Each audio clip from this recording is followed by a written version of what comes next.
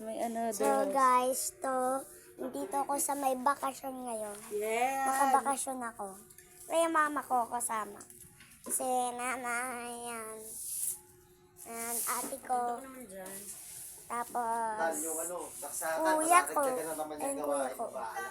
Tapos, may lazy father nakaupo na naman dito. Puro ayos-ayos ginagawa.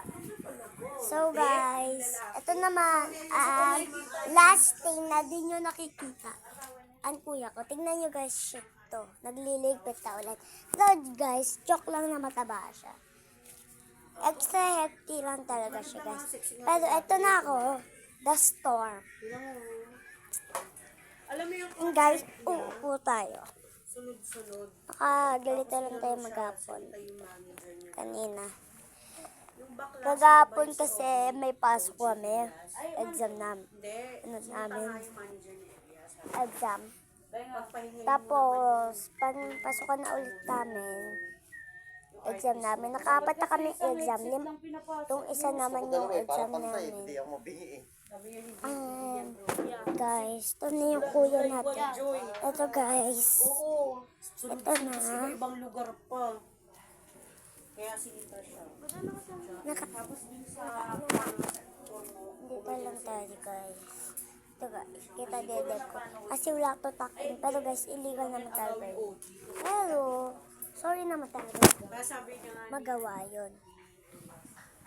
kung dumating man yung So guys, ito na siya. laos na ako. So guys, ito na siya. Gumagawa kami ng bahay. Ay, naman talaga. Nagulat na lang daw siya. Bakit may post? Guys, ito.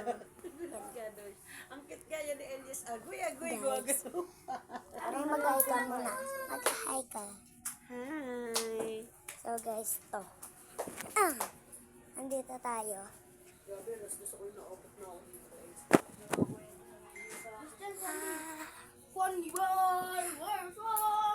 So guys, and this Sabi ko kay mama mo, is the tire, and here's my tire life. patay mo yan. So guys, pinuot na ako ng kuya ko. Galing ko lang kasi payat ko. Bakit ba?